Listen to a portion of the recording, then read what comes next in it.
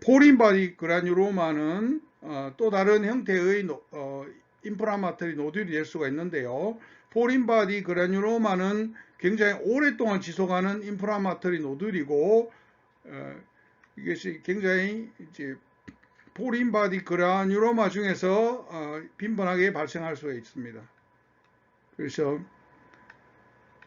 이러한 그 포린 바디 리액션이라는 것은 포린 바디를 우리 몸에서 이동하지 못하게 그리고 격리시키기 위한 하나의 방법이 되고, 이것이 이루어진다면 어떤 효소로도 브레이크 다운 되지 않고 파고사이토시스도 되지 않습니다.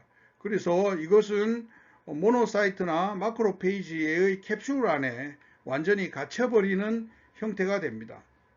이 필러 머티리얼 같은 것들이 완전히 갇혀서 파괴가 되지 않습니다. 그리고 마크로페이지에 의해서 완전히 고립되어 버리는 형태가 됩니다. 그런데 이 활성화된 마크로페이지들이 다양한 형태의 사이토카인과 인플라마토리 프로덕트를 만들어서 주변에 있는 마크로페이지나 모노사이트들을 다시 끌어오는 역할을 하게 됩니다. 그러다 보니까 개별적인 마크로페이지들이 점점 커집니다. 커지면서 에피셀리오이드한 형태를 띠게 되고, 그리고 이것들끼리 결합을 해서 멀티뉴크레이티드한 포린 바디 자이언트 셀을 만들게 됩니다. 그래서 이런 세포들이 그라뉴로마 형태를 띠게 되고, 그 바이옵시를 해보면 진짜 그라뉴로마터스한 리액션을 우리가 조직학적으로 볼 수가 있습니다. 이 포린 바디 그라뉴로마는 페퓨울 형태를 띠기도 하고 노듈 형태를 띠기도 하고 플레이크 형태를 띠고 있습니다. 그리고 이것은 이제 컬처를 하게 되면 네거티브한 양상을 띠고요. 시간이 지나면서 파이브로시스가 진행이 됩니다. 그래서 인플라마토리 포린 바디 그라뉴로마가 이렇게 형성이 되면 이때는 이제 안티바이오틱스, 5FU, 트리암시놀론 뭐 이런 것들을 사용을 해서 개선을 시키긴 모양이 됩니다. 근데 포린 바디 그라뉴로마의 특징은 가려움 같은 프루라이티스가 없고, 그 다음에 피버라든가 이런 인펙션, 일반적인 인펙션 사인과는 없는 것이 특징입니다.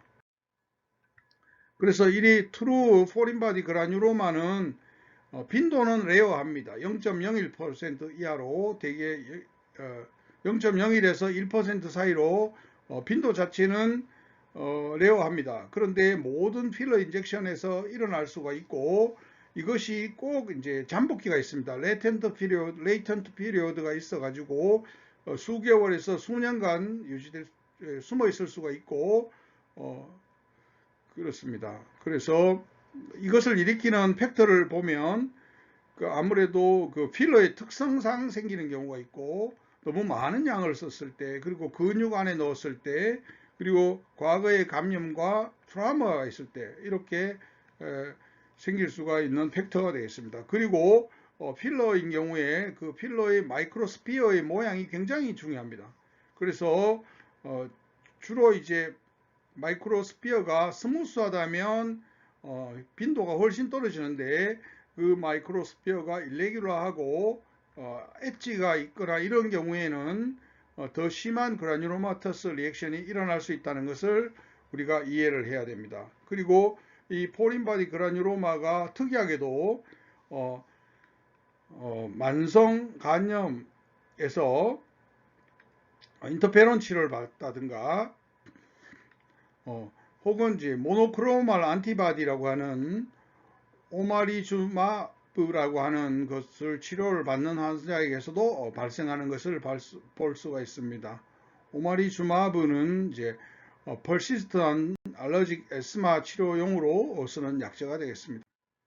그래서 이와 같이 포린 바디 그라뉴로마가 노듈레리티를 형성하고 이것을 이제 서지컬 바이옵시를 할 수가 있습니다. 그래서 우리가 녹지 않는 필러들은 녹는 필러에 비해서 그 포린 바디의 포렌바드 그라뉴로마의 빈도 자체는 높지 않습니다. 그렇지만은 만약에 발생이 되면 그 지속성이 오래됩니다.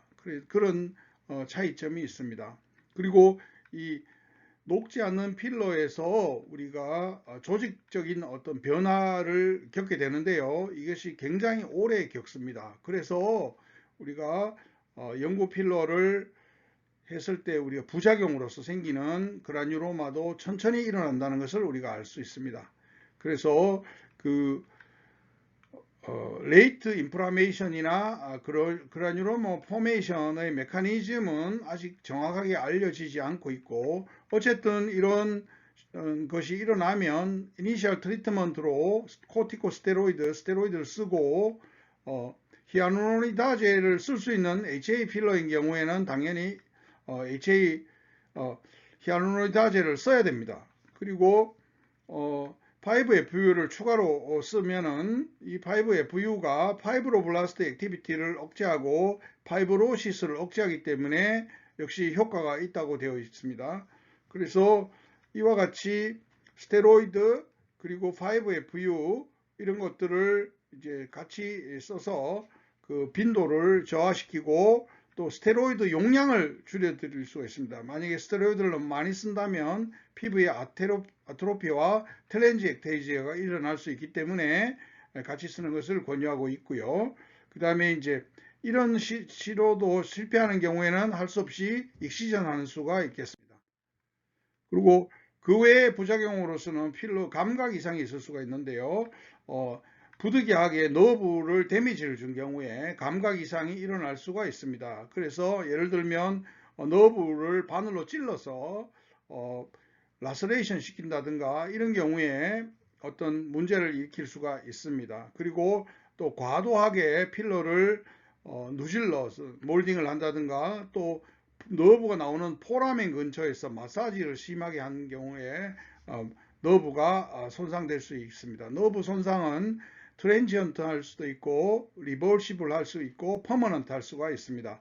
근데 이제 보통 뉴라 프락시아라고 해서 신경에 이상이 오는 경우는 보통 엑소널 디스럽션이 없기 때문에 이것은 물론 이제 센소리나 모토의 장애가 올 수는 있지만 대부분 2, 3주 내에 개선이 됩니다. 그런데 만약에 작은 피하의 센소리 너브가 잘려버리면은 마치 마취된 모양처럼 그 부위가 이너베이션 받는 부위들이 다 마비가 일어납니다. 그렇지만 이것 역시도 리버시블하고 몇 개월 후에는 다시 돌아온다고 할 수 있겠습니다.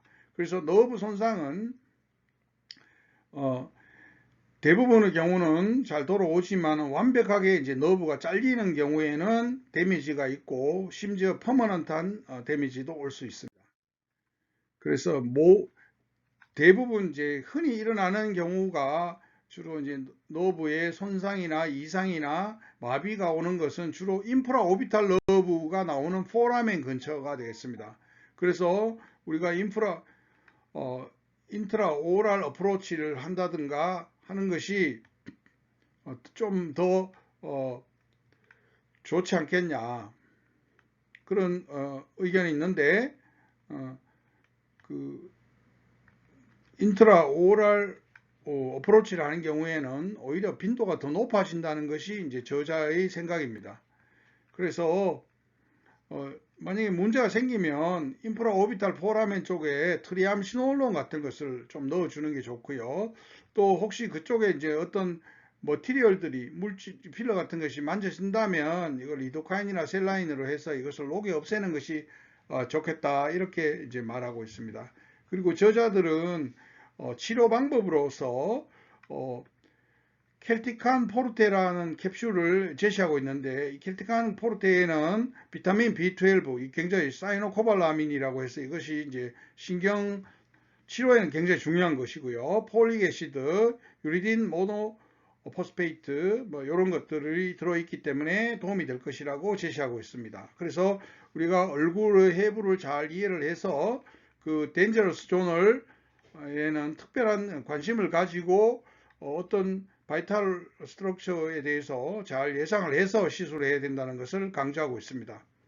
그리고 우리가 니들 인젝션 할 때 기쁘게 해서 본 위에다 이렇게 시술을 하게 되면 아무래도 신경이라든가 포라멘 인젝션 하는 것을 피할 수 있다는 것입니다. 그렇지만은 너무 물질을 마사지를 세게 해버리면 이것이 이제 포라멘으로 들어갈 수 있는 가능성을 알고 이것은 주의해야 된다는 것을 이야기하고 있습니다.